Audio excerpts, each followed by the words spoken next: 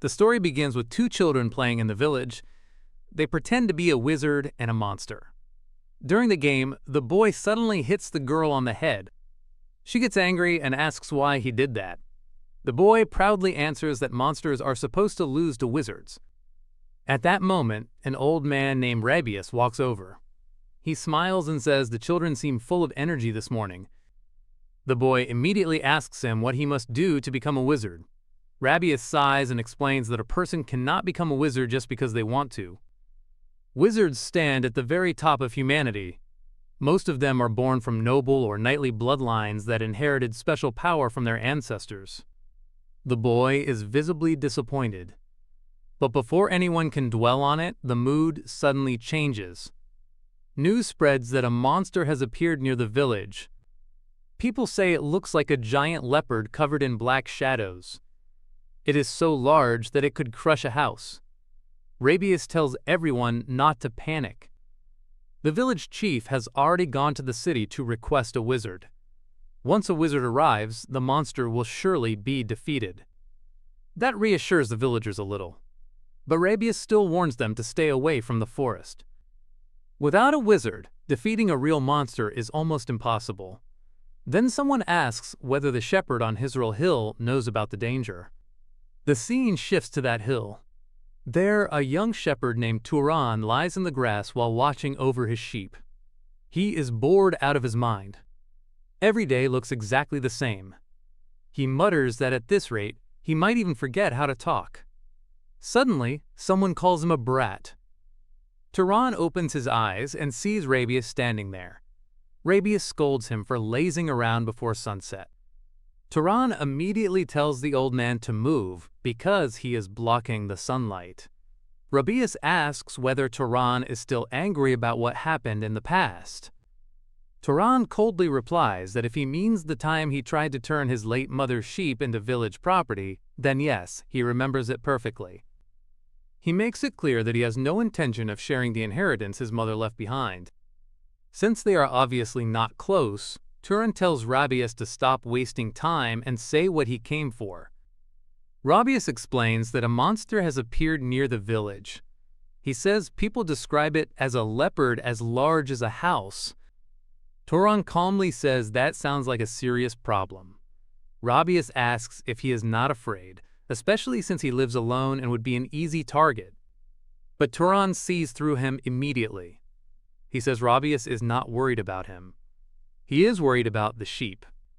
Then he insults the old man's bad breath and tells him to leave. Rabius gives up and walks away. Afterward, Turan quietly thinks about monsters. Monsters are magical beasts. Humans have wizards. Beasts have monsters. Since a monster appeared near the village, a wizard will soon come to deal with it. Turan admits that he is curious. He has never seen a wizard before. Then his expression changes. He smells blood. As evening falls, Turan follows the scent into the forest. Soon, he finds a body lying on the ground. It is Rabius. The old man is dead. Turan studies the wounds and immediately understands that this was no ordinary animal attack. This had to be the monster. Then he senses something behind him. He turns around, and the monster appears. It is huge. A leopard-like beast covered in black power. Exactly like the rumors said. The story briefly returns to the village. The little boy asks his father whether a normal adult can defeat a monster. His father answers honestly. If an ordinary man rushed at such a creature, there would not even be enough left to gather his bones. The boy becomes scared, but his father comforts him. A wizard will come. And when a wizard arrives, the monster will be killed with a single word. Back in the forest, the monster growls at Turan. Turan calmly looks at it and says one word. Die. The monster reacts, but it does not die. Turan narrows his eyes. Then the beast attacks. He speaks again. Stop. Its movement falters, but only for a moment. Turan clicks his tongue. He expected the first command to fail. but he thought he could at least stop it properly. The monster attacks with tremendous force. Turan avoids it easily. Now he understands. Simple commands alone will not be enough. So he picks up a stone and takes out his sling. He hardens the stone with magic. He spins it and fires. The shot slams into the monster with terrifying force. The beast roars. But Turan does not stop. He hardens his body. He becomes faster. Then he pierces through. With overwhelming speed and precise attacks, Turan strikes the monster again and again. He aims for the head. He gives it no chance to recover. In the end, blood explodes through the forest as his final blow lands. The monster collapses. It is dead. The forest falls silent. Turan stands over the corpse, covered in blood. Then, instead of looking proud, he mutters in annoyance that the villagers have really put him to work. While everyone in the village was waiting for a wizard from the city to save them, the truth was standing right in front of them all along. The one who killed the monster first was not a noble from the city. It was Turan, the lonely shepherd on the hill. After killing the monster, Turan clicks his tongue and complains that he ended up doing all that work for those villagers. Then he reveals something important. He is a wizard. Turan says he first realized he had special abilities 8 years ago. By the time he was 10, he could already make objects float through the air. Excited by what he could do, he ran to his mother and proudly showed her his powers. He told her that he could make things fly, he could create fire, and he could even make wind. That memory stays clear in his mind because it was the first and last time his mother ever got truly angry with him. She immediately shouted for him to stop. Then she made him promise that from that day on he would never use his power in front of other people. Turan did not understand. He asked why. His mother reminded him of the story about nobles and knights. She explained that nobles are descendants of divine beings who once came down to save humanity. Knights are different. They are descendants of those same bloodlines after their blood mixed with ordinary humans. Both can possess power, but they are not treated the same. Then she reveals the truth. Turan inherited his power from his father, who was a knight. And according to her, there are many evil nobles outside their town. Those nobles do not treat knights like people. They treat them like slaves. That is why she begged him to remember one thing. No one can ever know that he is a wizard. Turan promised her. And 8 years later, he still keeps that promise. He says he has no desire to reveal himself as a wizard, and no desire to leave the mountain. The next morning, someone bangs on his door. When Turan steps outside, he finds several villagers waiting for him. They immediately accuse him of killing Rabius. One of them angrily claims that Turan attacked the old man and left him outside to be eaten by the monster. Turan calmly yawns and asks if they are seriously trying to blame him for this. The more they talk, the more obvious their plan becomes. The oldest man in the village died alone, while the younger men were too scared to face the monster themselves. So now they want an easy excuse. And Turan is the perfect target. He sees through everything immediately. He tells them that shifting the blame onto him is the easiest way for them to avoid responsibility. That only makes them angrier. One man rushes at him and throws a punch. Turan dodges it with ease. Then, without hesitation, he slams the man down. As the others attack, Turan quietly uses just a little magic. Not enough to expose himself. Just enough to make the fight convenient. He mutters simple commands like telling them to fall over. He weakens them just enough so they cannot properly resist. Then he beats them down one after another. He does not need flashy spells. He does not need fire.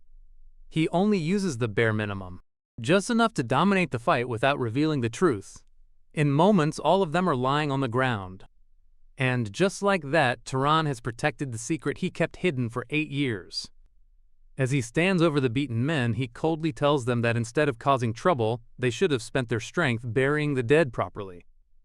Nearby, a few village girls nervously say they did not come to fight. They only came to see him. Turan says nothing to that. He simply tells them to drag these idiots away with them. After that, he goes back inside. Turan already knows what this means. From now on, the town will probably become even more troublesome. The villagers may try to cheat him the next time he comes down to trade. But he does not seem too worried. In his mind, if they try anything unfair, he can just beat them again until they agree to a fair deal. To him, that is simple enough. Then he hears another knock at the door. Turan frowns. After what just happened, he assumes the villagers have come back for more. He marches over in irritation and throws the door open. But this time, the person standing there is not one of the villagers. And the moment Turan sees him, the mood changes completely. The man at Turan's door is not a villager. He is a traveler carrying a sword. Turan immediately becomes cautious. He apologizes for the rough greeting and explains that a few unwanted guests came by earlier. Inwardly, he remembers his mother's advice. She always taught him to treat strangers with respect, no matter who they were. Still, Turan cannot help feeling suspicious. A traveler with a sword in a quiet countryside village is already strange enough. But a traveler with a sword in this sleepy old town feels even stranger. Even so, Turan steps aside and invites him in. Once inside, the two sit down to eat. Turan apologizes and says he has nothing special to offer. But the traveler looks at the table and says this is more like a feast. He quickly realizes that Turan has never met anyone from outside the village before. Turan confirms it. He says he was born here, raised here, and has lived his entire life as a shepherd on this hill. People from outside rarely have any reason to visit such a small and forgotten place. The traveler studies him carefully. Then he says something unexpected. For someone who has never met outsiders, Turan is surprisingly well-mannered.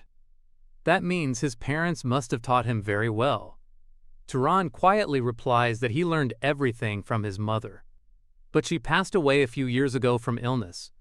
Hearing that, the traveler says she must have been a truly wonderful woman to raise someone like him.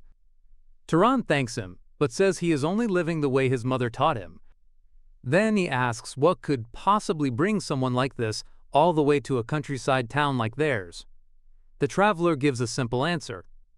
He says he was asked for a favor. The people in this area are looking for someone to take care of a monster.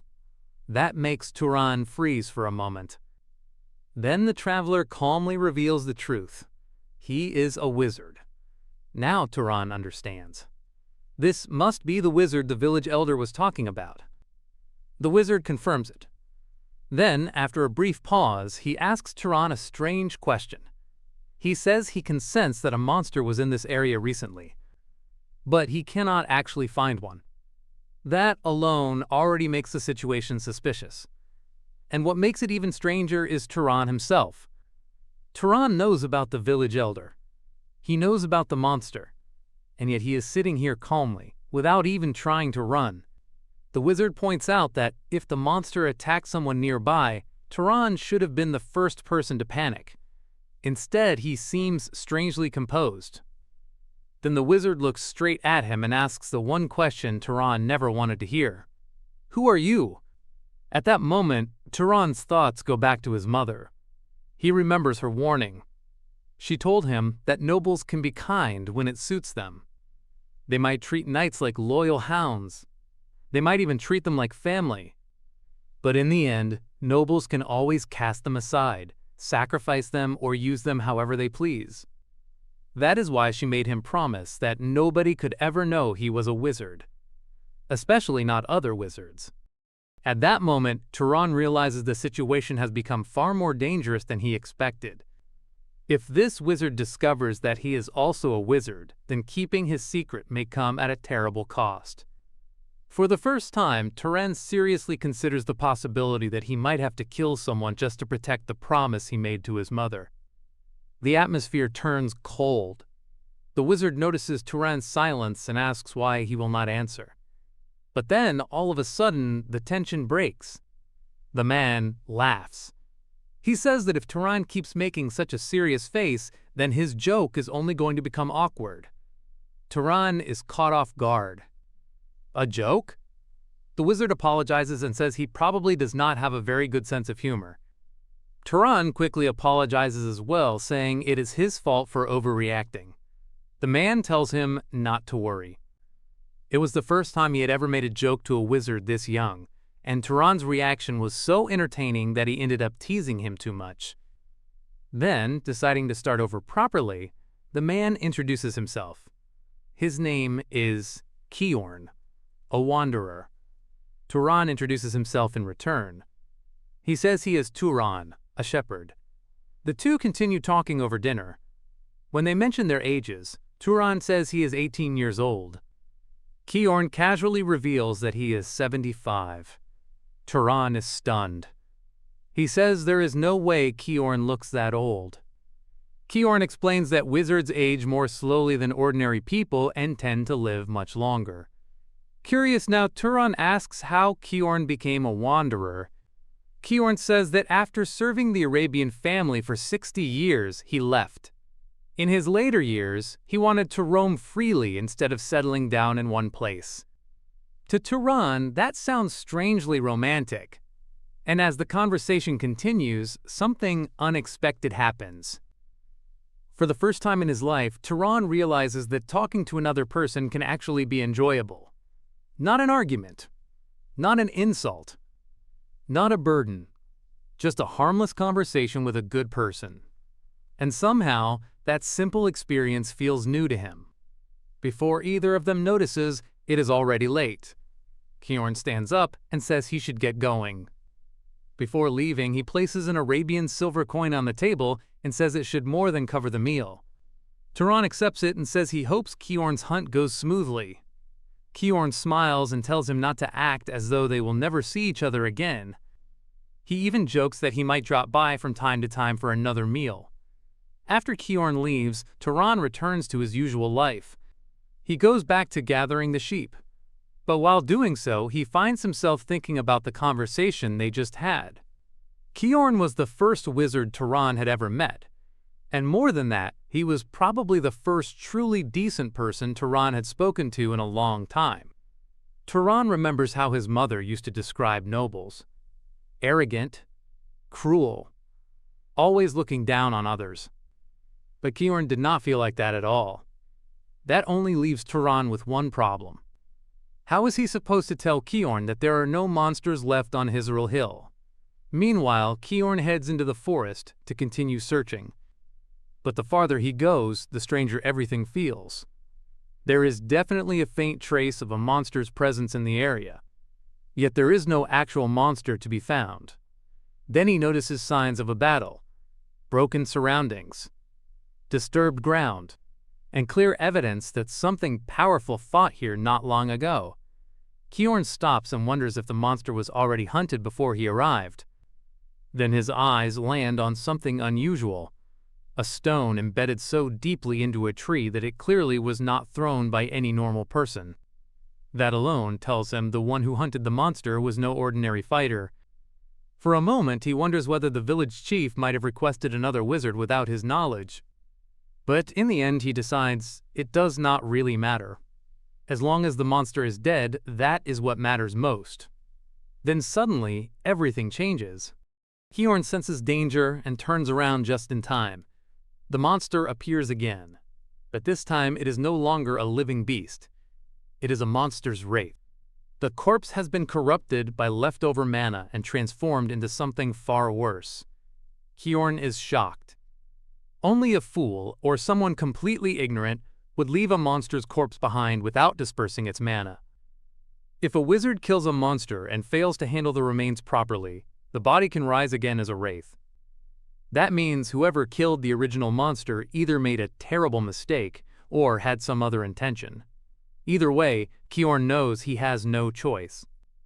He must destroy it. He forms a powerful spell in his hand and fires it straight at the wraith. But the moment his attack reaches it, the magic is nullified. Kiorn is stunned. His magic was cancelled. That can only mean one thing. The wraith's mana is stronger than he expected. A second later, the creature vanishes. Kiorn immediately realizes what happened. It countered his magic with magic of its own. Then the wraith suddenly reappears and strikes him hard, drawing blood. Now Kiorn fully understands the danger. This is no ordinary wraith. At the very least, this thing is at a level where only a lower-ranked noble could hope to challenge it. Even then, victory is far from certain. Kiorn grits his teeth. He never expected to encounter something like this in a remote mountain village. Still, he refuses to give up. If he is going to die here, then he will take the monster with him. He gathers all of his mana into one hand and prepares for a final strike. His plan is simple. The moment the wraith lunges at him, he will stab directly into it with everything he has left. The monster charges. Kiorn moves. And just as the two are about to collide, something flashes from the side. A glowing stone tears through the air and pierces the wraith. The creature freezes, then collapses. Kiorn stares in disbelief. From the side, Turan appears and calmly asks if he is all right. Kiorn can hardly believe what he just saw. A shepherd's jokes, he says, are pretty startling too. Then he looks at Turan and asks the obvious question. So he really was a wizard. Turan quietly admits it. But Kiorn is not interested in blaming him. Instead, he asks something else. If Turan wanted to keep hiding, why did he help him just now? Why not simply walk away? That question brings Turan back to their earlier conversation. He remembers asking Kiorn why he was trying so hard for the sake of this poor village. After all, with his power, Kiorn could easily live somewhere better and far more comfortably. Kiorn had answered that the villagers were pitiful people. They lived on the frontier, trembling in fear, without even basic protection. To Turan, that still sounded strange. It was not Kiorn's fault that they lived such lives. But Kiorn said a wizard is, by nature, someone who inherits the power of the gods. And if that is true, then a wizard should live with pride in protecting powerless commoners. Of course, he also admitted that not every wizard thinks the same way. Everyone has their own beliefs and their own way of living. Remembering those words, Turan finally understands his answer. That is why he helped. But before the moment can settle, the wraith attacks again. Both of them jump back. Kiorn immediately warns Turan to listen carefully. This enemy is not something they can handle casually. At the very least, it is a monster wraith at the level of a lower noble. He tells Turan to run back to the village and help the people evacuate while he holds it here. But even as he says that, Kiorn knows the truth. He does not know how long he can actually stop it. Turan, however, looks at the situation differently. He calmly says that if his next attack lands, then everything should be fine. Kiorn is stunned. Turan picks up a rock and begins gathering power into it. At first, Kiorn does not understand what he is seeing, but then the air changes. What is happening in front of him is something no mere hill shepherd should be capable of. One after another, stones begin to rise into the air. Blue mana swirls around Turan. The power gathering around him is overwhelming.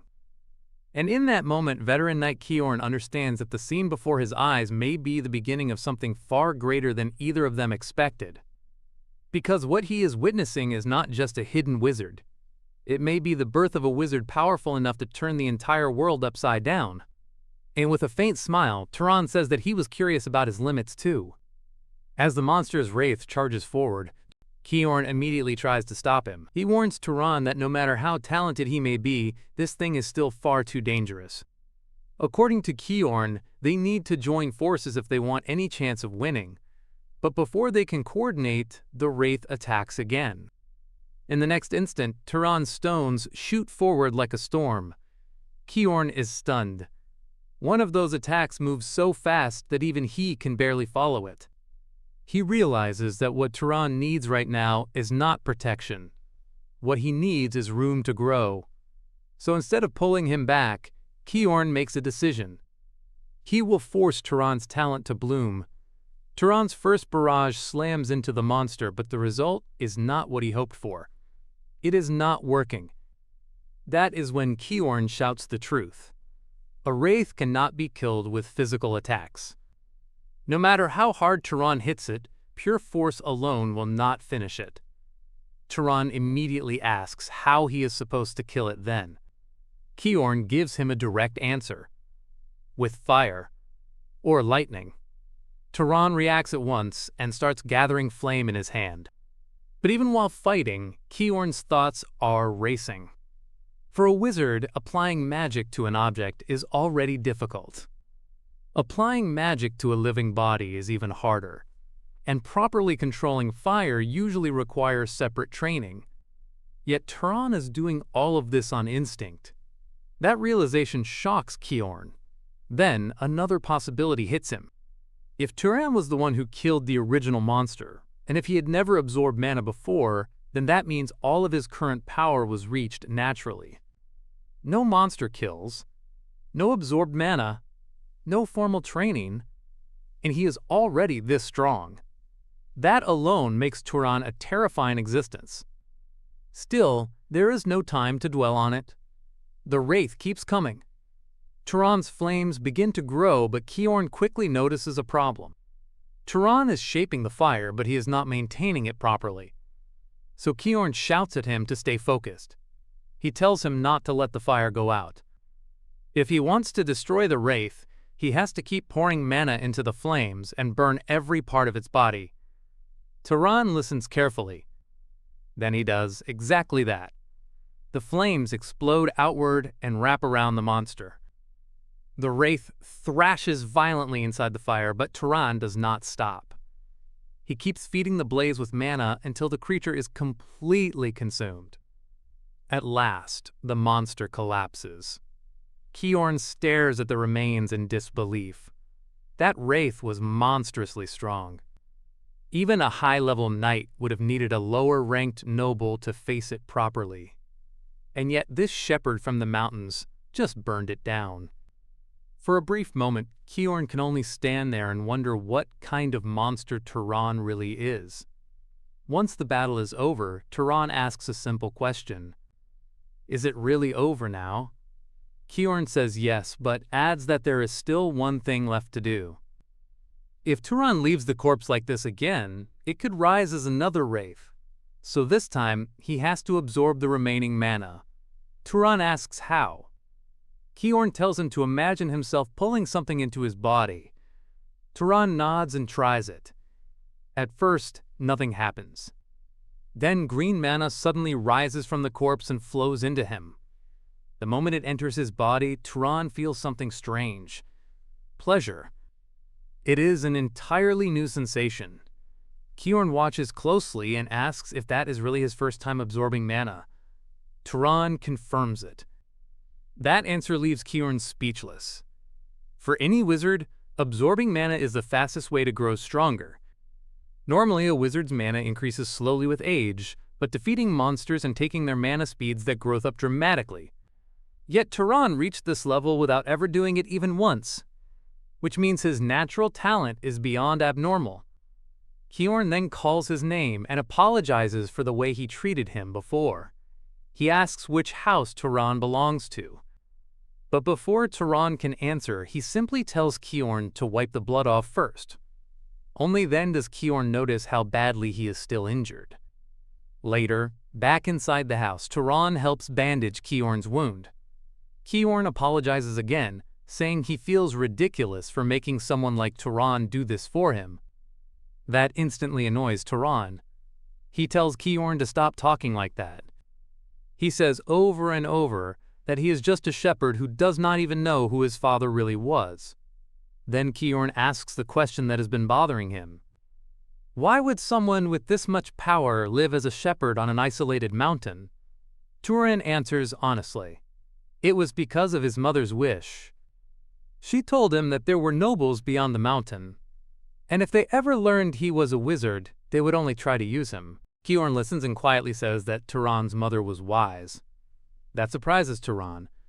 He expected Kiorn to say she was wrong or overly cautious, but instead, Kiorn explains that she understood something important.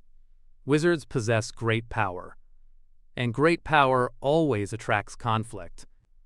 To prove it, Kiorn talks about the war from 20 years ago, a war between the House of Arabian and the Great House of Sahar. So many people died in that conflict. Out of the 3,000 Arabian knights at the time, more than 900 were killed, nearly a third. And sadly, Kiorn says everyone close to him was among the dead. His friend, who dreamed of opening a small laundry shop after the war. His teacher, who always scolded him for still having much to learn. Even his beloved wife and son. All of them were slaughtered by House Sahar, while he alone survived. That is why he says Turan's mother was not wrong. A knight's life can be even more fragile than that of a commoner. But there is one thing she misunderstood: Turan's true aptitude. Turan is confused and asks what he means by that. Kiorn says it plainly. He himself is a knight with fairly good skill. But the fact that Turan could defeat a monster's wraith that even he could not handle means Turan's potential is not merely that of a knight. At minimum, Turan has the level of a noble. And among nobles, he would likely rank in the upper tier. That leaves Turan stunned. If his mother said his father was only a knight, then was that a lie? Kiorn says, not necessarily. Sometimes a weak child is born among nobles. And sometimes someone with noble class aptitude is born from knight bloodlines. After saying that, Kiorn tells him something even more important. He thinks it would be better for Turan to leave this hill and go out into the world. When Turan asks why, Kiorn explains that humanity desperately needs more strong nobles and knights. Humans still are not the absolute rulers of the world. Long ago, other races were driven back by the gods, but they were never truly erased. They are still watching, still waiting for a chance to rise again. And on top of that, humanity keeps weakening itself with internal wars between noble houses. That is why Kiorn says this era needs powerful people with conscience. People like Turan. Then he adds one final truth. No matter how calm Turan pretends to be, he clearly is not satisfied with life as a shepherd. That question strikes deep. What could Turan possibly gain by going below the mountain? Kiorn says that depends entirely on what Turan wants. Wealth, fame, authority, family, friendship. None of those things are easy to gain while living alone on a remote hill. He tells Turan to imagine it. He could destroy monsters that threaten people. He could become an explorer and venture into the unknown. He could even join a noble house and step into a far bigger destiny. As Kiorn starts to leave, Turan suddenly stops him. After thinking everything over, he admits that Kiorn is right. For the first time, he seriously feels curious about the world outside the mountain. Kiorn smiles and says he will support whatever path Turan chooses. Then, as if remembering something, he asks about Turan's bloodline ability. Turan blinks and asks what that is. Kiorn apologizes, realizing he has been speaking as though Turan already knows proper magical basics. He explains that bloodline abilities are traits inherited from the Freyans. They are what usually separate nobles from knights. Then he asks whether Turan has any special traits, anything besides ordinary magic. Turan thinks about it and says he is not sure. Maybe his physical abilities are stronger than normal. Maybe his sense of smell is unusually sharp. And he is very good at throwing stones. That answer makes Kiorn freeze. He stares at Turan for a moment, then says he thinks he knows. When Turan asks which house his abilities resemble, Kiorn gives him the answer. A great house, known as the Pursuers, or Hunters. House Sahar, the very same house that once fought a bloody war with House Arabian. And the moment Turan hears that name, the weight of his bloodline crashes down on him. Realization hits him immediately. If Kiorn is right, then Turan's bloodline comes from the same great house that once destroyed the lives of the people Kiorn cared about most. That means the blood running through his veins belongs to the same family as the Elder's enemies. For a moment, Turan does not know what to say. He wonders if he should apologize. But then he stops himself. Those events were the actions of relatives he has never even met. People who are basically strangers to him. Before he can sort out his thoughts, Kyorn calls his name and tells him not to make such a troubled face. He says Turan did not take part in that war himself. Turan still feels uneasy, but Kyorn treats the matter with calm honesty. He says this is an adult's problem. And if people keep trying to wash blood away with more blood, then the fighting will never end. That only confuses Turan more. So he asks whether Kyorn does not regret telling him to go down the mountain. After all, if Turan pursues power, then sooner or later he will probably end up joining the Zahar family. Kyorn does not deny it. In fact, he says that with Turan's extraordinary talent, that outcome is very likely. But then he says something even more important. He trusts Turan's character. Turan does not understand what he means by that. So Kyorn explains. He says the proof is simple. Even though revealing himself as a wizard put his secret at risk, Turan still chose to save him. That kindness tells Kyorn everything he needs to know. And because of that, he believes that if someone like Turan joined House Zahar and rose to a high position, then maybe he could prevent another terrible war from happening again. Those words leave a strong impression on Turan. But Kyorn tells him there is no need to think too seriously about it yet. After all, Turan has not even decided whether he wants to join the Zahar family in the first place. After thinking about everything he has heard, Turan finally makes up his mind. He says he wants to try going down the mountain. Kyorn smiles and tells him that he has thought it through well. But Turan is not planning to leave immediately. He says he will go only after Kyorn's injury heals. Kyorn brushes the wound off as nothing more than a scratch, but he is clearly moved by the concern. To him, Turan really is a good person. After that, the two return inside and Kyorn begins properly teaching him about magic. He explains that to use magic, a person absolutely needs mana. That is why mana is often called the key to omnipotence. Turan repeats the phrase, but Kyorn quickly corrects the idea. Mana is not truly an all-powerful force just because people call it that. To use magic properly, a wizard needs mana that matches the spell they want to perform. Turan asks what determines that match. Kyorn says the difficulty of magic is mainly decided by three things: bloodline, affinity, and causality. He starts with bloodline. A person's bloodline is the magical nature they are born with. For example, healing Kyorn's injuries with magic would be difficult for Turan. But for certain bloodlines like the Ravista family from the south, that kind of healing comes naturally, even without much training.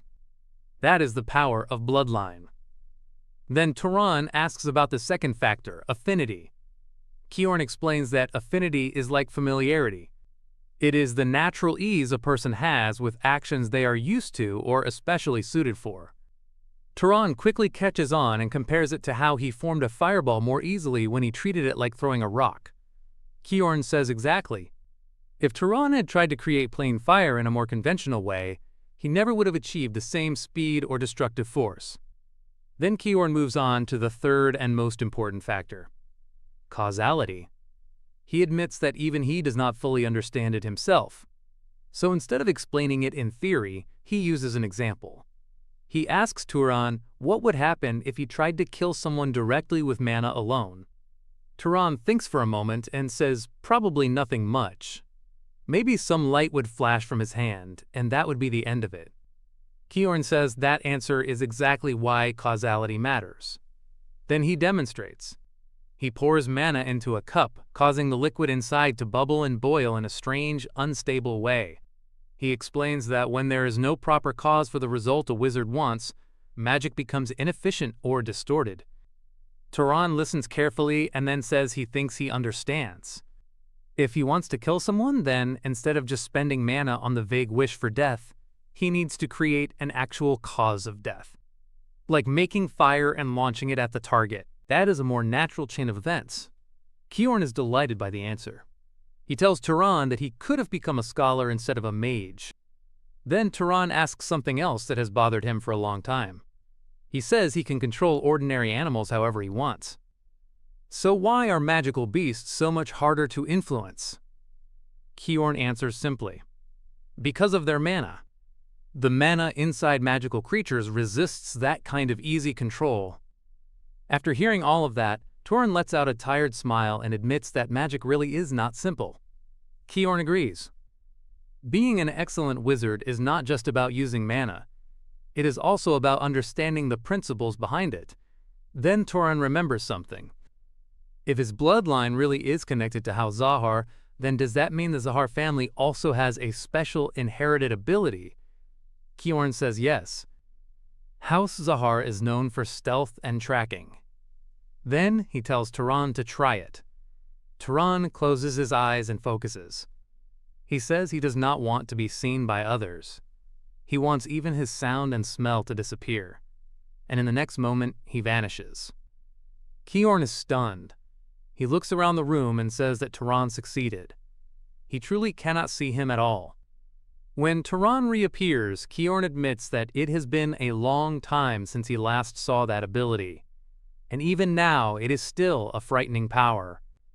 During the war, he says, Arabian knights feared that skill more than anything else. Still, he warns Turan not to get carried away. No matter how powerful it seems, it is not invincible. Then Kiorn says he will teach him a few methods for magical training. Turan asks if it is really all right for him to teach the magic of an enemy family.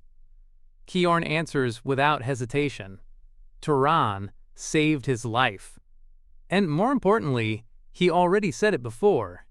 He trusts Turan's character. Not long after, word spreads through the village that Turan plans to sell his sheep and leave. The village chief is furious. He demands to know who is supposed to do the shepherding from now on, and how Turan could make such a decision without consulting the village first. But Turan is not impressed. He calmly tells them to figure out the shepherding problem themselves. Then he asks why any of it should matter to him when the sheep are his own property. He adds that he is willing to sell them at a fair price. But if the villagers try to cheat him, then he will simply release the sheep and leave. And if that happens, they are free to chase them down themselves. Though they will probably have a very hard time doing it. The village chief immediately understands the situation. Turan is the kind of man who always follows through on his words.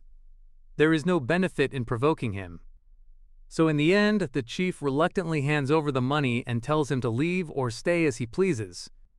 And with that, Turan takes another step toward the world beyond the mountain. As Turan and Kiorn prepare to part ways, Turan remembers something. The villagers still owe Kiorn compensation for everything that happened. So he asks if they should go collect it before leaving. But Kiorn immediately refuses. He says he never intended to receive any payment. After all, he was not the one who actually killed the magical beast. That was Turan. With that settled, the two finally reach the moment where they must separate.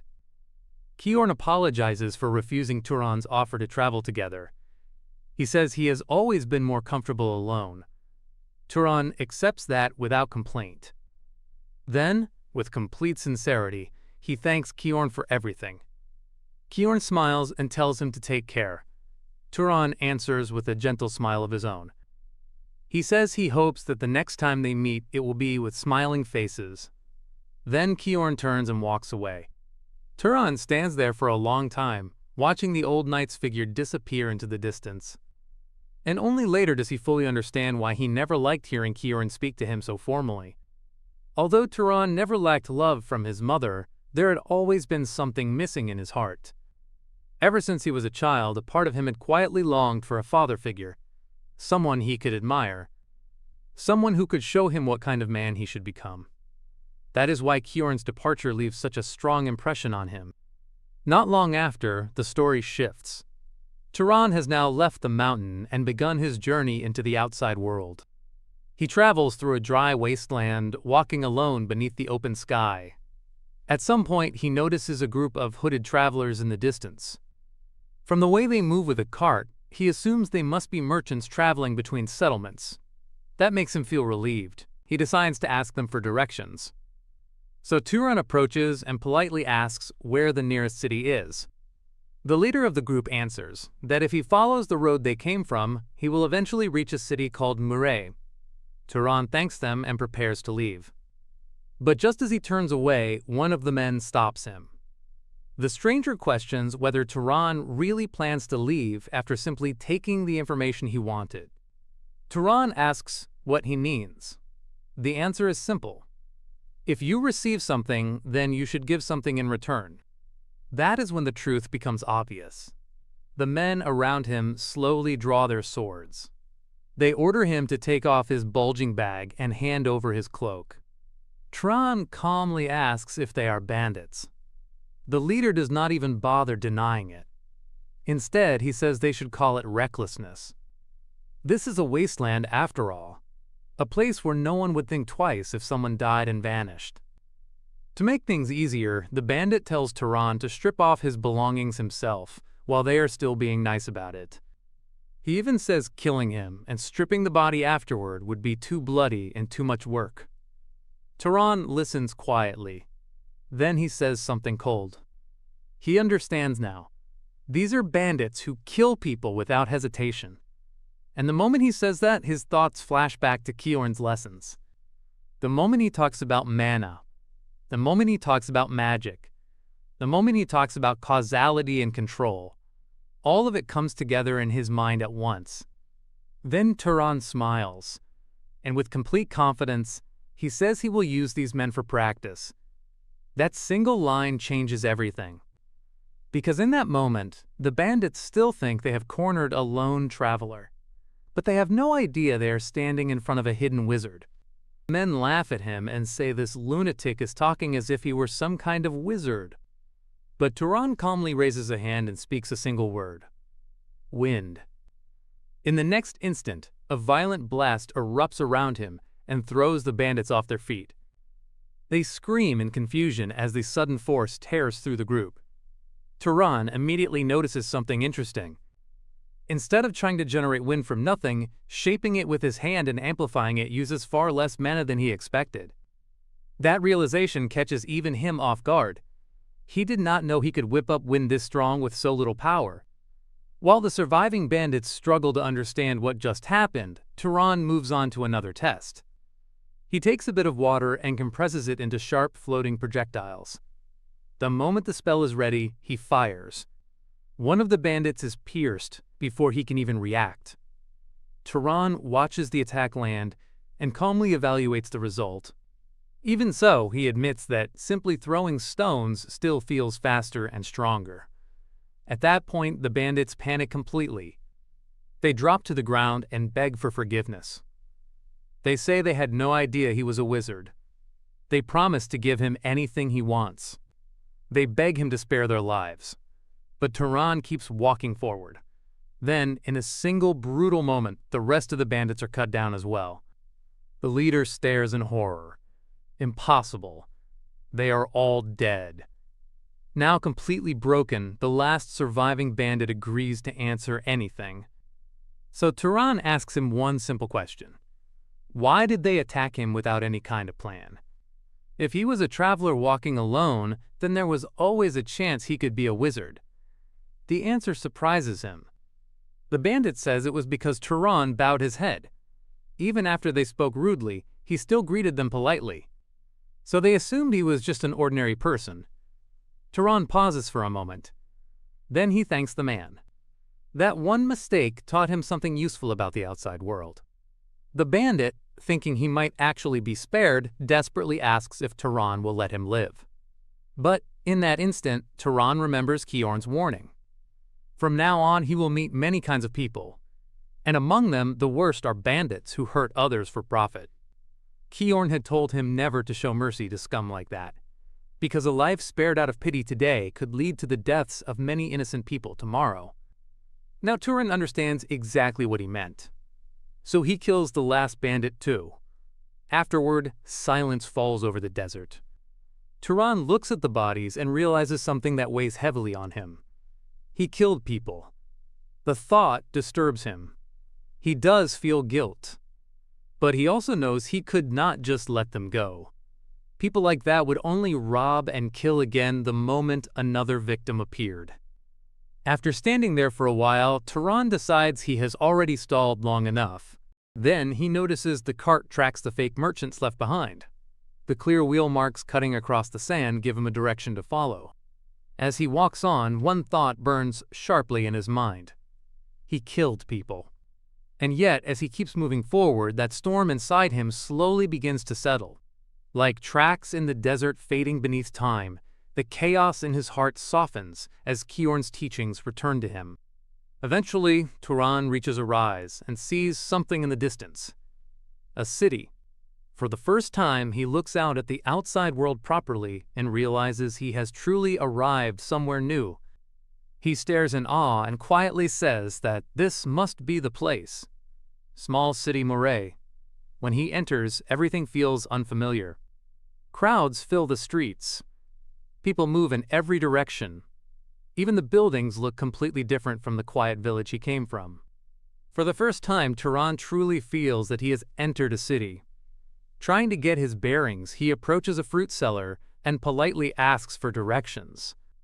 But the man snaps at him and tells him to get lost if he is not buying anything. Turan is confused. Why is he being so rude?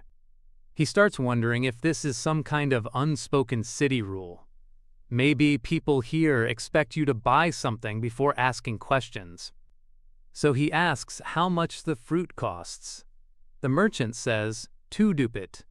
Turan repeats the unfamiliar word, clearly not knowing the currency. The seller notices right away that he is an outsider and says paying with other coins is fine too.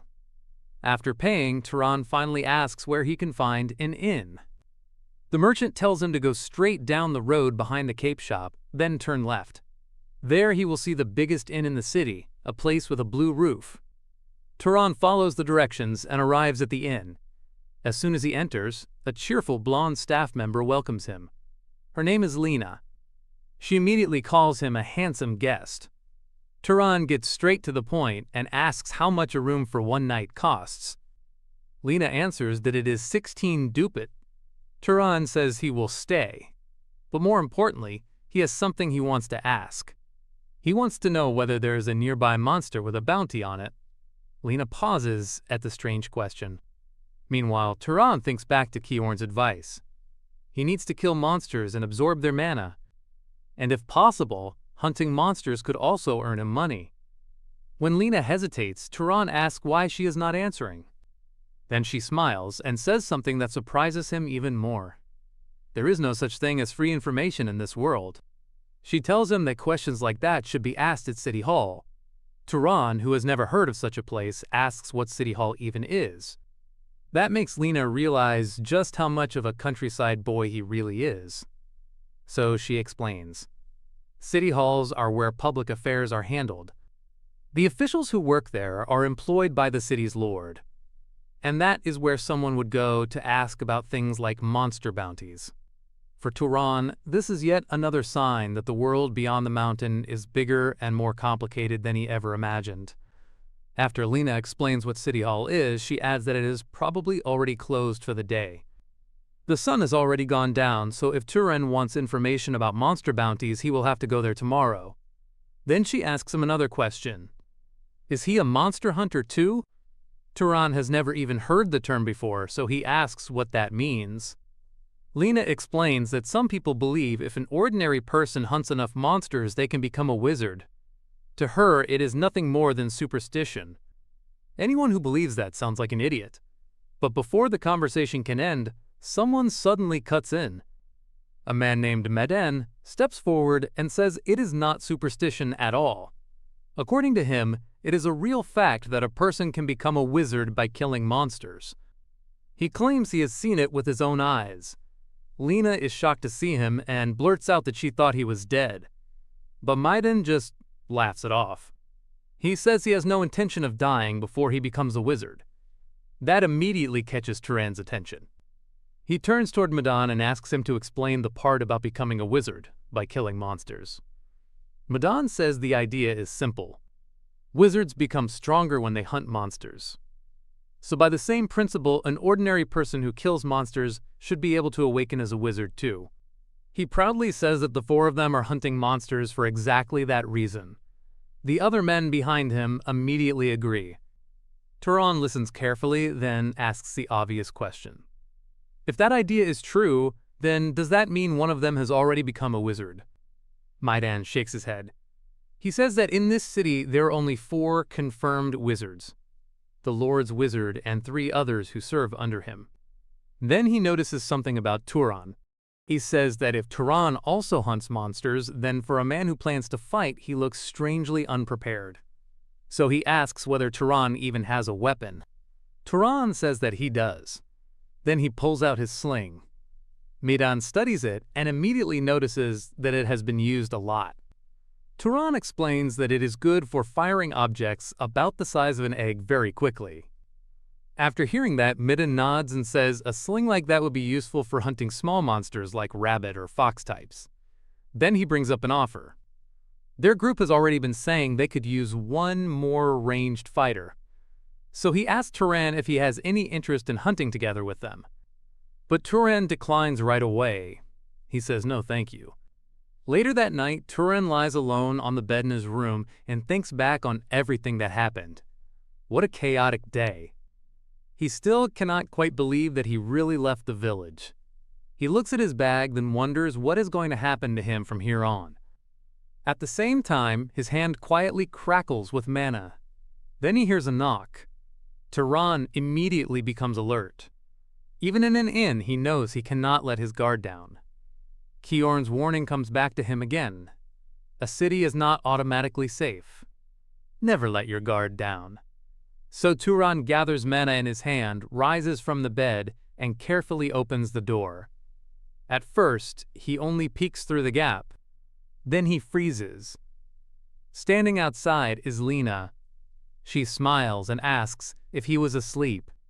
Then she says she thought the room might be cold, so she came to keep him warm. Turan stares at her in confusion and asks what she means by that. And at that moment, the meaning behind Lena's late-night visit becomes very clear. When Turan asks Lena what she means, she makes it painfully clear. For a small amount of money, she is willing to do whatever he wants. At first, Turan does not even know how to react.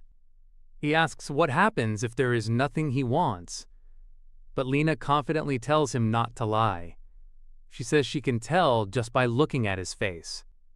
Then she moves closer, clearly expecting him to give in. But instead of temptation, Turan's mind flashes back to Kiorn's warning. Be careful with inmaids and prostitutes. Many of them carry diseases. Wizards may have strong resistance, but carelessness can still bring danger.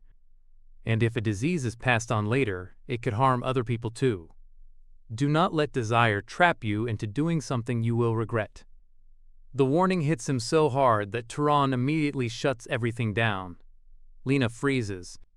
Then, realizing she has been rejected, she storms off in frustration. After she leaves, Turan lies back on the bed and thinks about the city. The fruit seller charged him just to answer a question. Now, Lena tried to put a price on warmth and conversation too. To Turan, it all feels cold. Cities really are hard places to live in. But downstairs, another conversation catches his attention. He hears Maidan and his companions talking. One of the men asks why Maidan tried to bring that strange traveler along earlier. To him, Turan looked like he would be more trouble than help. Mighty answers honestly. Turan reminds him of himself when he was younger. Hearing that Turan hunts with a sling made him worry. If the boy stayed close to him, then maybe he would survive a little longer. That answer catches Turan off guard. For the first time since arriving in the city, he realizes not everyone here is cold-hearted after all. The next morning, Turan heads to City Hall. A clerk greets him and asks how he can help.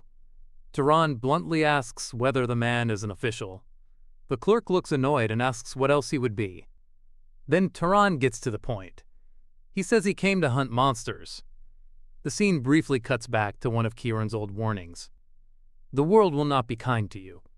If Turan wants ordinary people to treat him kindly, the easiest way is simply to reveal that he is a wizard. The moment he does that, people will bow their heads. But Turan has no intention of using that shortcut. Instead, he takes the monster request sheet and reads it. The target is a crow-type monster. The clerk tells him he is not allowed to take the paper with him, so he should look at it and hand it back. Turan studies the drawing and confirms that it is a crow monster. The official responds sarcastically, asking if it looks like a cat to him. Then he gives an important warning. If Turan kills the monster, he has to bring the corpse back into the city. If a wizard fails to disperse the mana from a dead monster, it becomes a wraith. And under city law, leaving a monster corpse behind can even be punished by execution. Turan quietly says he already knows that. He knows exactly what happens when a monster becomes a wraith, and he has no intention of making the same mistake twice. Then he asks another question. Why do knights not hunt monsters themselves? The clerk answers with open contempt. Knights are responsible for keeping order inside the city. Hunting monsters outside the walls is work for thugs like him. With that, Turan leaves. The clerk watches him go and mutters that another corpse is probably about to pile up outside the city. But not long after, everything changes. A dead crow monster suddenly lands on the floor in front of them. The officials stare in disbelief. The corpse has been brought back already. And not only that, it is in excellent condition. When they realize Turan is the one who returned it, they can barely believe it. They ask if he really killed it alone. Turan calmly says yes. Then he asks how to receive the bounty. The officials scramble to respond and quickly hand over the money. They even tell him to rest well since he must have worked hard. But while they inspect the corpse, they are even more shocked. The blade wings are still intact. Bringing back a blade crow in that condition should have been nearly impossible. Then they notice Turan is still standing there. So one of them asks why he has not left yet. Turan calmly asks if there are any other monsters worth hunting. That question leaves them speechless. The story then jumps forward. In just 3 days, Turan defeats 30 monsters. Back at the inn, Lena proudly lays out a huge meal for him and says she never imagined someone like him could hunt that many so quickly. She laughs and says he must have made a lot of money. But Turan quietly answers that money is not his only goal. What matters more is the monsters, mana. And thanks to all those hunts, he definitely became stronger. He can feel it clearly. Compared to when he first met Kjorn, his mana has already increased several times over. Even so, he can also feel a limit approaching. If he keeps hunting only weak monsters, it may become harder and harder to grow stronger. Then Lena suddenly asks something strange. Did he steal a bite of the food before it reached the table? Turan stares at her, confused. Then someone else points out the obvious. He ate it all by himself. Even though he looks skinny, he can really eat. The chef appears and says it was the first time in a while that he had cooked with that much effort, so he is glad Turan enjoyed it. Turan sincerely tells him the food was delicious. But the peaceful moment does not last.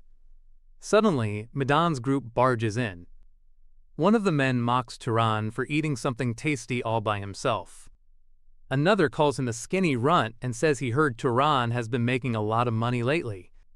Then he smirks and asks, how about giving some charity to his partners? Turan's answer is instant. He slaps the man so hard that everyone freezes. Then, with complete calm, he asks if that is not what the man wanted. Charity. The moment the fight starts, Turan completely overwhelms them. One man rushes in and tries to attack him head-on.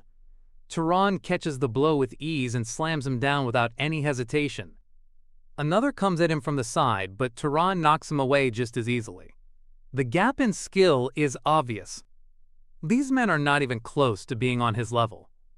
Lena panics and yells at them not to fight inside the inn. That is when Medan finally steps in. He forces his men to stop, bows his head, and sincerely apologizes. He says he already gave them a proper scolding and promises this will never happen again. Then Medan explains what happened. Their group has been short on money lately. Seeing Turan earn so much so quickly made his men jealous. He orders the two troublemakers to apologize as well, and they reluctantly do. Turan asks if things are really that difficult for them. Maidan admits that they are. In fact, within about 3 days, they may not even be able to afford their room anymore. But even then, he says that is their own problem to deal with. Turan listens quietly. Then he suddenly holds out some money. Maidan is stunned and asks why. Turan tells him this is repayment for the kindness Maidan showed earlier when he worried about him and even offered to bring him along. That catches Maidan completely off guard. He asks how Turan even knew that. Turan does not answer directly. Instead, he repeats something he learned very quickly after coming to the city. There is no such thing as free. If Maidan wants the money, then Turan wants something in return. Information. Maidan lights up immediately and says that is exactly what he is best at. He promises to tell Turan everything he knows. Sometime later, Turan thinks over everything Maidan told him. This might be his last hunt in this city. Maidan already gave him useful information about the next place he should go, so it is probably time for him to move on. And the more Turan reflects on it, the more he realizes that Maidan really is a good person. He is not like Kiorn. Kiorn felt seasoned, calm, and wise. Maidan feels rougher, but also simpler and kinder in his own way. Then Turan suddenly catches a smell in the air. Blood. His expression hardens instantly. He takes off at full speed, praying that his guess is wrong. Soon he finds claw marks carved into a tree. And moments later he discovers a body. A man from Maidan's group has been brutally killed. Turan stares for a second, then realizes who it is. This person was one of Maidan's companions. A chill runs through him. Then he sees even more blood. And what he finds next makes his heart sink even further.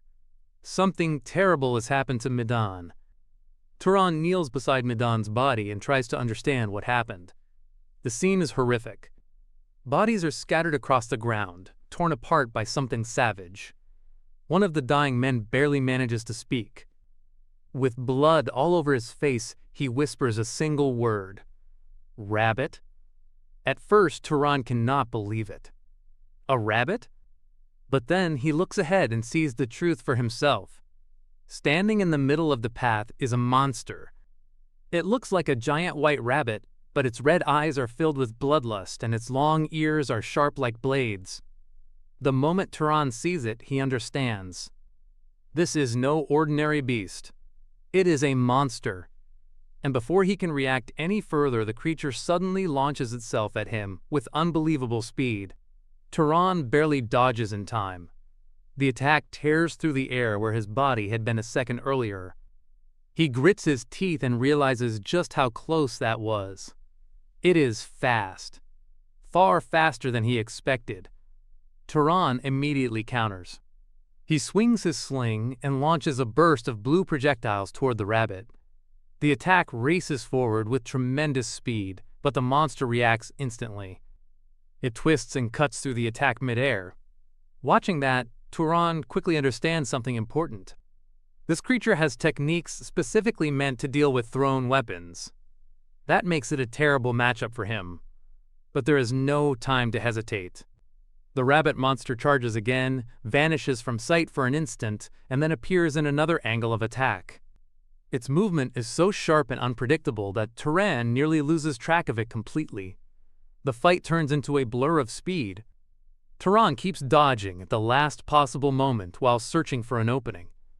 He counters at close range and drives the fight into a violent exchange of movement and force. The rabbit screeches and darts away, then rushes in again. Its attacks are relentless, cutting through trees and kicking up clouds of dust. The whole forest starts to look like it is being shredded around them.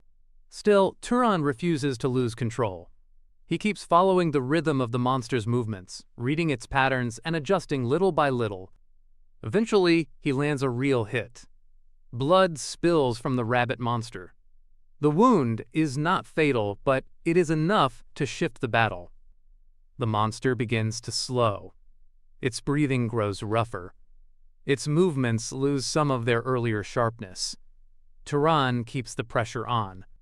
He pushes forward, forcing the wounded beast to keep moving until it can no longer maintain that insane speed. And at last, the rabbit collapses. The fight is over. For a moment, the forest becomes quiet again. Then Turan raises his hand and begins absorbing the mana from the corpse. Immediately, he notices something strange. The amount of mana flowing into him is completely different from before. This is far more than the leopard monster from the beginning. The rabbit monster is on another level entirely. While Turan is still processing that, one of the dying men speaks again. With his last strength, he looks at Turan and realizes the truth. Turan is a wizard. Turan quietly confirms it. Then, instead of asking about the fight, he asks something more human. Does anyone in Midden's group have family he should deliver their belongings to? The answer is no. There is no one. Then, with death already closing in, the man tells Turan one final thing. There is a great city nearby called Orem, and inside that city is a place called a library. The word immediately catches Turan's attention. A library. According to the dying man, it contains thousands of books. But there is a problem. Not just anyone can enter. Apparently only wizards are allowed inside. The moment Turan hears that, his mind is made up. He decides right then that his next destination will be the great city of Orem. Afterward, Turan thinks of Medan. Quietly, he says he hopes Medan is happy wherever he ended up. Then the story shifts. At first, Turan had been impressed by the small city of Murray. But when he finally reaches the next destination, he realizes just how small that first city really was. Before him stands the great city of Orem. The place is massive. Crowds of people are lined up just to enter. Turan is genuinely stunned by how many people are trying to get inside. He wonders if the guards are screening for wanted criminals. Then he sees the city gates, the armed guards, and the organized entry process. As expected of a great city, the place has a much more established system. Turan quietly takes it all in. But just as he gets close enough to enter, a guard suddenly stops him.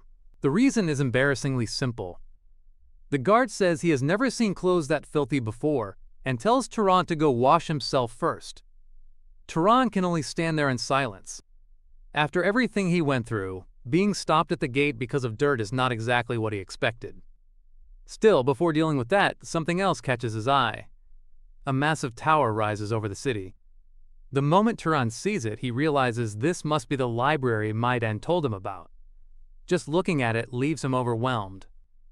To him, the structure is so enormous and so strange that it almost feels like it must have been built with magic itself. With that thought in mind, he heads straight for it. When he arrives, 2 guards are standing watch at the entrance. Turan politely says he is trying to enter. The men explain that this library is a place only wizards are allowed to access. So Turan answers plainly. He says he is a wizard. The reaction is immediate. One of the guards explodes in anger and accuses him of trying to impersonate a wizard. He even warns Turan that pretending to be one could get him killed. Then the man tries to prove him wrong by activating his own mana. At that moment, Turan remembers Kiorn's words. Wizards can recognize each other. By sensing another person's mana, they can even tell whether that person is stronger than they are. A second later, the guard learns that lesson for himself. The instant he reads Turan's power, his face changes. The sheer difference crushes him. He staggers, chokes, and collapses to the ground. The other guard rushes over in panic, asking if he is all right. But the fallen man already understands the truth. The person standing before them is no ordinary wizard. At minimum, he must be noble class or even higher. Realizing he almost insulted someone far above him, the guard quickly changes his tone. He introduces himself as Kenya, a knight of House Valtes, and asks Turan which house he belongs to. Turan calmly asks whether he really has to answer that just to enter. Kenya says no, but to use the library he still needs permission from the master of House Voltas. So first, they must contact the house. Turan lets out a quiet sigh. He thought this would be simple. Instead, he suddenly finds himself being treated like an honored guest. Before he knows it, he is brought into a luxurious bath and attended by maids. Turan is completely confused by how things escalated so quickly. He tells them to stop and says he can wash himself, but the maids immediately panic.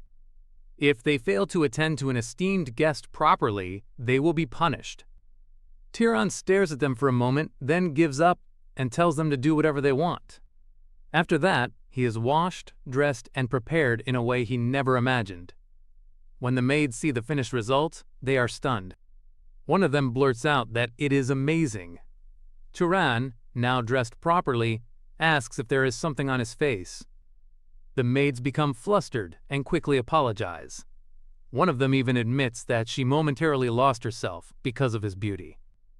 Turan awkwardly tells her there is nothing to forgive, but then she asks him not to speak so casually. By now, the whole situation feels bizarre to him. And before he can make sense of it, someone new enters the room. A young woman with bright red hair steps forward and looks him over with interest. She immediately says he must be the guest who showed up looking like a beggar. But after being washed and dressed properly, he now looks like a prince. Turan awkwardly protests and introduces himself. The young woman gives her name in return, Azella. Then she asks which house he belongs to. Turan says that for personal reasons it is difficult for him to say. Azella smiles at that answer, but inwardly she becomes curious. If he is hiding his identity, then perhaps he is worth testing. So she decides to play a little prank. In the next instant, a powerful burst of fiery mana erupts around her. Then she gives him a direct challenge. Show me your mana. And with that demand hanging in the air, Turan is suddenly forced into another dangerous test. When Azella demands to see his mana, Turan has no choice but to respond. In the next instant, his blue mana erupts outward and crashes against Azella's blazing orange power. The two forces collide so violently that the room trembles. Even the attendants nearby scream and throw themselves back in fear. For a brief moment, the entire space is swallowed by the clash between blue and orange light. Then, just as suddenly, it ends. Turan exhales and lowers his power. Azella, on the other hand, looks thrilled. She stares at him with shining eyes and laughs like she has just found something fascinating. Then she says something so absurd that Turan can only freeze. She asks if he wants to marry her. Turan just stands there in stunned silence, completely unable to process what he just heard. Azella immediately bursts out laughing and says it was only a joke. But before leaving, she tells him to think about it at least once. After all, the seat next to her is still empty. When she walks away, Turan is left standing there alone, trying to figure out what just happened. At the same time, he notices something else. His hand is trembling slightly. Not from fear, but from realization. Azella's mana is at least on the same level as his. That thought unsettles him. If that is normal for the people in a great city, then the outside world may be even more dangerous than he expected. Soon after, Turan is finally brought before the ruler of the city. The man introduces himself as Rug Valtus, Lord of Aurum. Turan calmly introduces himself in return. Then Rug gets straight to the point. He asks if Turan wants to use the library. Before Turan can answer much, Rug explains something important first. Many people come to Aurum after hearing strange rumors. They believe the library contains some amazing ancient magic, some secret method, or some hidden shortcut that can drastically increase their mana. But according to Rug, that is nonsense. There is no miracle hidden there. No forbidden art. No ancient treasure that will suddenly make someone stronger. Turan answers honestly. That is fine with him. He never came looking for something like that in the first place. Rug seems pleased by that response. He says that if Turan still wants to use the library, then he will not stop him. There is nothing inside that counts as confidential information for House Valtas anyway. However, by the time their meeting ends, it is already late in the day. So Rug tells him to rest and come back tomorrow. Turan thanks him sincerely and says he will not forget the kindness. The next day, the guards at the library entrance bow their heads and inform him that his entry has been approved. Then they open the doors and formally welcome him to the Sky Library. The moment Turan steps inside, he is struck silent. A massive spiral staircase twists upward toward a bright opening far above. Shelves of books rise all around him. Tables, chairs, and more books stretch across the interior. The scale of the place completely overwhelms him. So this is the library. Then a voice suddenly calls out to him. A small girl in white appears and cheerfully introduces herself as the librarian. She says that by order of the Lord she will explain the rules for using the place. Turan stares at her in disbelief. A little kid is the librarian? But the girl speaks confidently and explains the rules anyway. First, if he damages anything, he must compensate for it. Second, he is not allowed to take any books outside. And while he is using the library, she will be watching him the entire time. That last part makes Turan visibly uncomfortable. He awkwardly asks whether she could stand a little farther away while he reads. Then he asks if she has also read the books here. The girl says yes, and adds that if he needs help finding something, that is exactly what she is best at. Then she asks what kind of books he wants. Romance, history, or, since he is young, maybe something erotic. Turan goes silent for a second. Then he finally answers that what he wants most is something very basic. He wants to learn common sense about the world. That answer seems to surprise even her. Still, she quickly begins gathering books for him.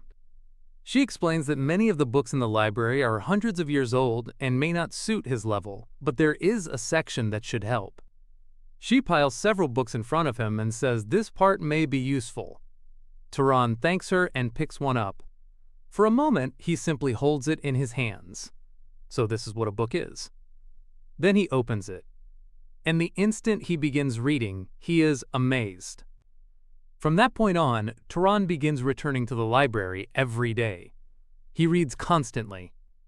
And with every page, the world he never knew starts opening up to him. He learns about geography, different races, the etiquette of wizards, how items are manufactured and processed, and even monsters and relics from the era of the Old Empire. The more knowledge he gathers, the more vivid the world becomes in his mind.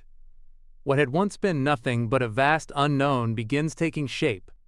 One day, Rug Valtas looks at him and remarks that Turan has been making excellent use of the library. Turan answers yes. Then Rug reminds him of something important. Allowing him to use the library is not a right. It is an act of goodwill, separate from the way he is being treated as a noble guest. And now, Rug says, he would like payment for that goodwill. When Turan asks what he wants, Rug finally reveals the problem. A monster has appeared north of Aurum, and it has been attacking travelers. After Lord Rug reveals the problem, Turan asks the obvious question. Does he want him to hunt the monster? Rug explains the situation in full. 4 knights were already sent to subjugate it, but none of them returned. They were eaten. That means the problem has already gone beyond ordinary knights. A noble will have to step in personally. But House Valtas can only mobilize 2 people at the moment. So Rug asks Turan to name his price. Turan answers without hesitation. Very well. Protecting people is what a wizard ought to do. Even so, something about the situation still feels strange to him. He remembers how dismissive ordinary officials were when he first arrived. Wizards never seemed like the type who would involve themselves in work like this. Rug then explains the reason. The northern road that has been blocked is one of Aurum's most important trade routes, and it has already been closed for 10 days. They need it reopened as quickly as possible. The moment Turan hears that, he finally understands. The monster appeared before he ever arrived in Aurum. That means Rug did not welcome him into the library purely out of kindness. He welcomed him because he already intended to ask for help. Soon after, Turan heads out with the subjugation party. As they leave the city, he notices one more thing. Azella is coming too. She stretches lazily and complains that their father is really making a huge fuss by even mobilizing a guest for a monster hunt. A young man beside her lightly scolds her for calling the Lord fussy. She immediately tells him to drop it. Then the same young man turns to Turan and politely introduces himself. His name is Marvin Valtas. He says this is their first proper meeting and that he looks forward to working together. Turan answers in kind. As they continue deeper into the forest, Marvin suddenly asks something strange. Is Turan interested in his big sister by any chance? Turan immediately answers no. Marvin smiles and says that is a relief. But before the conversation can continue, voices ring out ahead. Stop. The group finds the wreckage of a destroyed carriage. The signs of battle are everywhere. One of the knights says this must be the place where the creature attacked. Since the northern route was forbidden, the victims likely came from the southern side and crossed into danger anyway. Turan studies the scene quietly. Then his eyes stop on something important. A handprint. He looks at it carefully and says something that surprises everyone. It is a monkey. Azella looks confused and asks what he means. Turan points at the handprint and explains that it resembles a monkey's hand. From the way the debris is scattered, he believes the monster attacked the carriage and then returned into the forest. If they find the trail and follow it, they should be able to locate the creature. Azella admits that her tracking magic is not suited for something like this. She asks Marvin if he can do it, but he says he cannot either. Then Turan says he will try looking. Azella immediately wonders if he comes from that bloodline. Turan calmly brushes the question aside and says he just uses this method often, so he is used to it. Then he closes his eyes and focuses. Search. In that instant, his senses spread outward, and soon he points in one direction. This way. The group follows him until they reach a river. There, the trail abruptly ends. Turan studies the water and makes another deduction. It looks like the monster washed his body. Azella cannot believe what she is hearing. A mere beast washed itself to avoid being tracked? But Turan quietly answers that maybe it simply washed itself because it wanted to. Then, in the very next moment, his expression changes. He senses something, and he shouts a warning. Behind you. A monstrous ape bursts from the forest in a violent ambush. It roars with glowing eyes and a savage body covered in dark power. Everyone turns too late. The monster crashes into the formation with overwhelming force. The knights scream for everyone to dodge, but it is already too late for many of them. Bodies are torn apart in an instant. Blood splashes across the battlefield. The attack is so brutal and sudden that the entire formation is thrown into chaos immediately. Turan watches it unfold with cold clarity. And in that instant, one terrible thought comes back to him. His mother was right. The knights of noble houses really are treated like expendable tools. Azella regains her composure almost instantly and gives a single command. Attack. The surviving knights rush the ape monster from every direction. For the first time, the creature hesitates. Then it suddenly turns and runs. As the ape tries to escape, everyone realizes the same thing at once. They are about to lose it. The monster is simply too fast. Even with the knights and wizards chasing after it, the gap keeps widening. That is when Turan steps in. He hardens a stone with mana and launches it with overwhelming speed. The projectile releases a massive blue spell that tears straight toward the fleeing monster. The attack lands before the ape can get away. In the next instant, the monster is pierced clean through. Blood explodes everywhere as the beam rips through its body. The ape lets out a horrifying scream and crashes to the ground under the force of Turan's attack.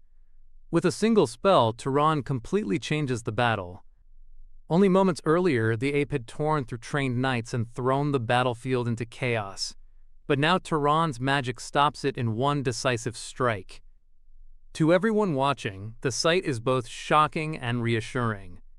The beast that had massacred armed fighters is now pinned down, screaming in agony. But the battle still is not over. Even after taking Turan's attack, the ape monster is still alive. Azella and Marvin watch closely, expecting it to finally drop. It does not. Seeing that, Azella raises her hand again and shouts for it to die. A spiral of fire crashes down onto the monster and erupts in a massive explosion. Flames swallow the area so completely that, from the outside, it looks like the final blow. At that moment, Turan finally understands the bloodline ability of House Voltas. They are pyromaniacs. This is no ordinary fire magic. It is a bloodline skill inherited from noble lineage. After the ape monster falls, the dust slowly settles. For a brief moment, everyone thinks the battle is finally over. Azella even jokes that she almost got chills when Turan's rock came flying in. Marvin teases her right away and asks if she was scared. She quickly snaps back, saying he was the one screaming like a little girl. Their usual arguing returns almost at once, even while the pain of the battle is still fresh. Azella mutters that her arm might be broken, while the others rush to check the wounded. The tension begins to ease. For the first time since the monster appeared, it feels like they may have actually survived. But the truth soon becomes clear. What should have been a clean victory has left the entire group battered and shaken. The knights are badly injured, the battlefield is a mess, and everyone understands how close they came to disaster. Looking at the aftermath, Turan quietly realizes that this should never have become such a disaster. Yes, the monster's attack was sudden, but if the group had fought with better judgment, the injuries should never have become this severe. As the tension starts to settle, Turan notices something else. Even though knights are supposed to be much stronger than ordinary people, these men threw themselves in front of weaker allies without hesitation. Marvin notices Turan looking at them and asks, "What is it?" Turan only shakes his head. No, it's nothing. He chooses not to say what is on his mind. Instead, he changes the subject and tells everyone to absorb the monster's mana before it fades. So the group gathers around the corpse and begins drawing in the remaining power.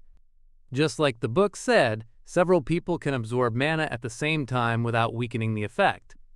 Azula and Marvin quickly reach their limits. Turan does not. He keeps absorbing.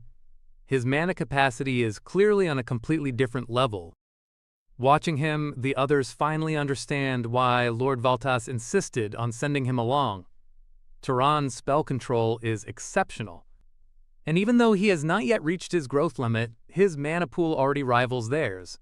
As the group heads back toward the city at sunset, Marvin openly praises Turan.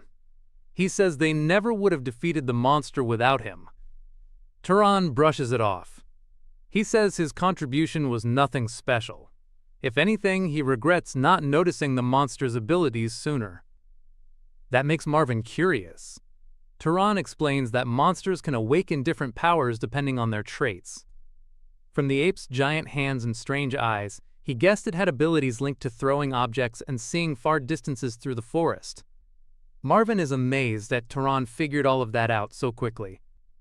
Turan casually says he only knew because he had recently read a monster encyclopedia in the library. Marvin laughs and says nobody really goes to that stuffy place.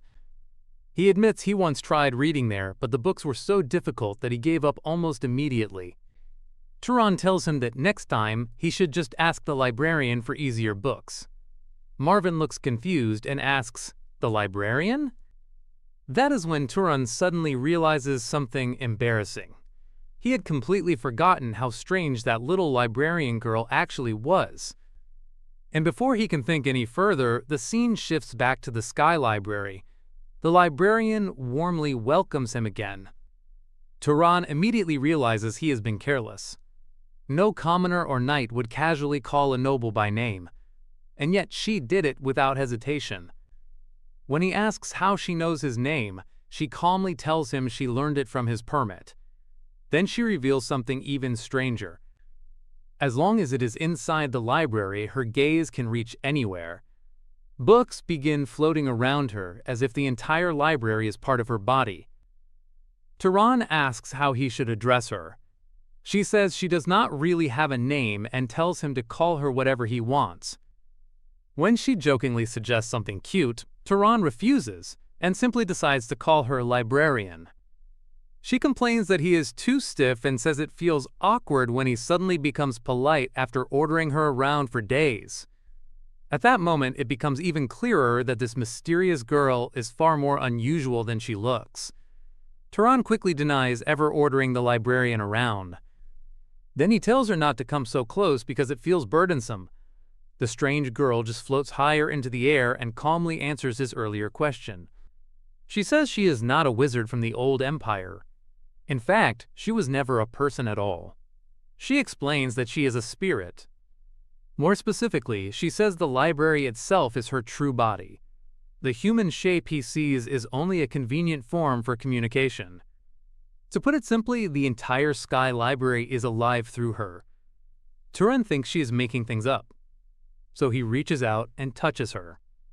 His hand passes through her strangely, almost like touching a reflection in water. That proves she really is something unnatural. The librarian admits she cannot directly attack intruders. If she could, she says she would have punished every fool who stole books from this place. Turan then remarks that House Valtus seems to know she exists. She explains that only people with the right qualifications can perceive her. Until now, nobody using the library had the proper type to see her. According to her, only those whose bloodline has reached a certain level can notice her presence. That makes Turan immediately curious. He asks what she means by type. She answers that it is what wizards call bloodline. Turan then asks if she can tell him about his own bloodline. At first, she tells him to ask his parents. But when Turan reveals that he is an orphan, her attitude changes. She says she can check it herself. All she needs is his consent to examine his body. Turan is understandably alarmed by the way she says it. But the process itself does not hurt. Once she examines him, she announces an important truth. His bloodline is mixed. That means he was born from two different bloodlines. She says the biggest parts are the pursuer bloodline and the hunter bloodline. Turan immediately recognizes one of them.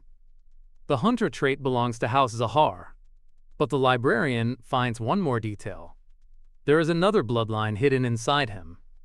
It is locked. She cannot identify it yet because it has not awakened. She explains that locked bloodlines are not that rare in mixed lineages. As he grows stronger, the sealed part may naturally open. That revelation shakes Turan deeply. He begins thinking about his mother. She had always been far too refined and educated to seem like a common villager. Maybe she had noble blood after all. Maybe her bloodline had simply become so diluted that it could no longer support great mana. Even so, Turan now understands that his origins were more complicated than he ever imagined. After that, he thanks the librarian and continues learning beside her. From then on, he does not read alone anymore. Instead, he constantly asks questions and listens to her explanations. She knows not only the books inside the library, but also knowledge that vanished from history long ago. Step by step, she explains the world in plain language. She shows him how invisible substances exist in the air and water. She teaches him that disease is caused by tiny living organisms. She explains decay, healing, heat, friction, and the bending of light. For Turan, this knowledge is priceless. He realizes that most magic is not impossible. People simply do not understand the principles behind it. And once those principles become clear, the same spells can be cast with far less mana. That insight changes everything for him.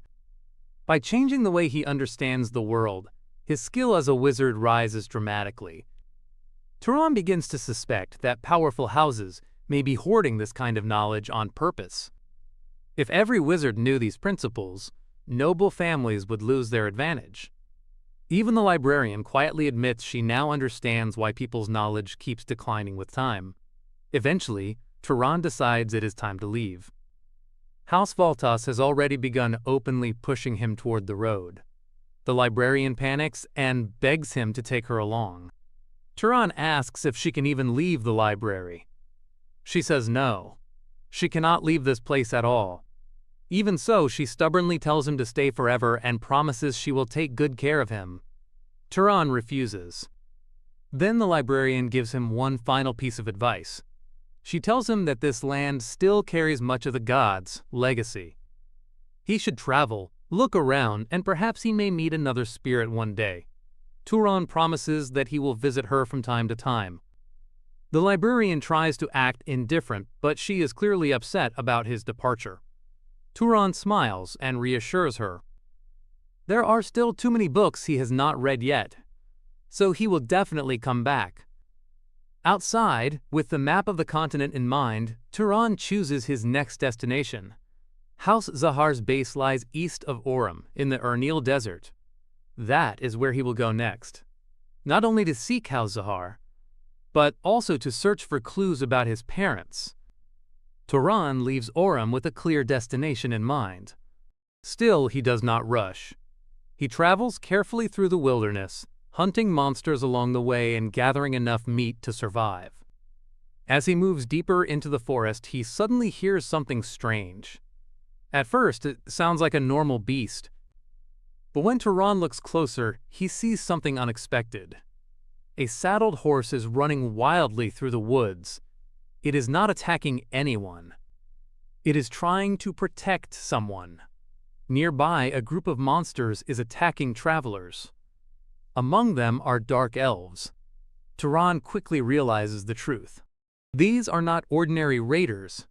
They are cannibals. The people they killed were not robbed for money. They were taken as food. Turan decides to act. Using stealth, he slips into the fight without being seen. He strikes first and kills one of the dark elves in a single blow. The others freeze in shock. At once, they call back their summoned beasts. One of them is a white, horned shadow beast that circles its master like a guard. Another is a massive green beast with horns. Turan fires a mana-coated stone at high speed, but the shot slams into the horn of the white beast, protecting the dark elf. The dark elf shouts, asking who attacked. Then he orders the green beast to charge in the direction the stone came from, but the beast only hits a tree. That is when the dark elf realizes the enemy is using stealth. So he summons a fox-like creature with the ability to detect mana. The fox quickly finds Turan. At once, the dark elf orders both beasts to kill him. Turan closes his hand and forms balls of fire. He launches them at the beasts, but the green beast takes the flames head-on and keeps coming. Turan barely dodges and thinks to himself that they are fast. He is only alive because he already took one enemy out before the real fight began. Then the fox bites Turan on the back of his ankle.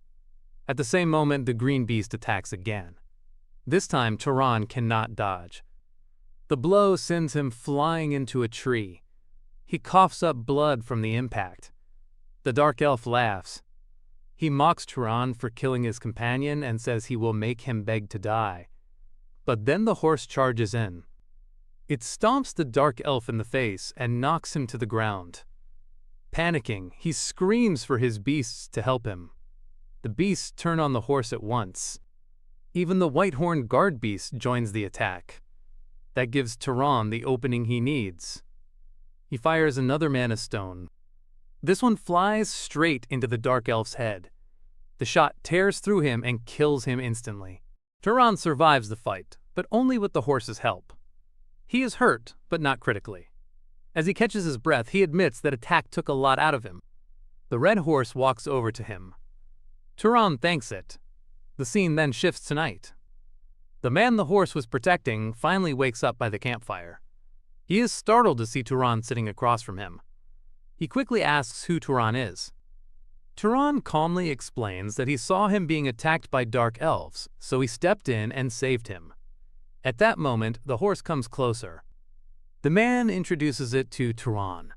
Its name is Tilly. Turan praises the horse at once. He says Tilly is a very good horse. It not only understood that it had to protect its master, but also realized it needed to move him somewhere safer. The man then thanks Turan for saving him. He introduces himself as Aziz of House Berg. Turan gives his own name in return. After that, Turan asks what has been bothering him. Why did Aziz enter Dark Elf territory so carelessly? Aziz says there was no grand reason. He was traveling on a pilgrimage with his attendants. But along the way, they wandered into danger without noticing. He says he had only heard rumors that other races were savage. Even then, he never expected things to become this terrible. As he talks, Aziz breaks down in tears. He apologizes and says the people who died were very precious to him. Turan asks if they were his family. Aziz says no. They were the knights and servants who came with him. They had practically raised him since he was little. Hearing that, Turan realizes Aziz is a genuinely good person. Then Turan asks how many dark elves attacked him. Aziz says there were 2. Turan replies that should be all of them. To be certain, he activates search. After checking the area, he confirms there are no more dark elves nearby. Aziz is surprised by that ability. He says Turan really appeared at the perfect time. Turan answers that he also has business of his own. Aziz studies him more closely after that. He wonders if Turan might be the child of some great house. Turan says that is difficult to explain.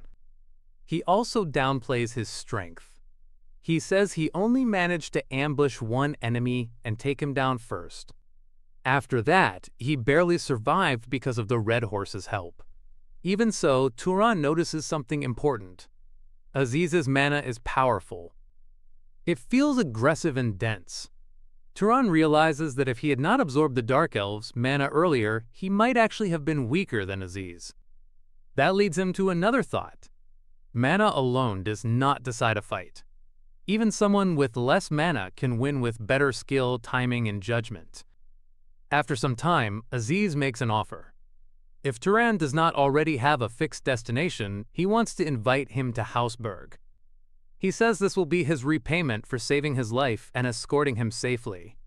When Turan asks what he means, Aziz proudly explains his background.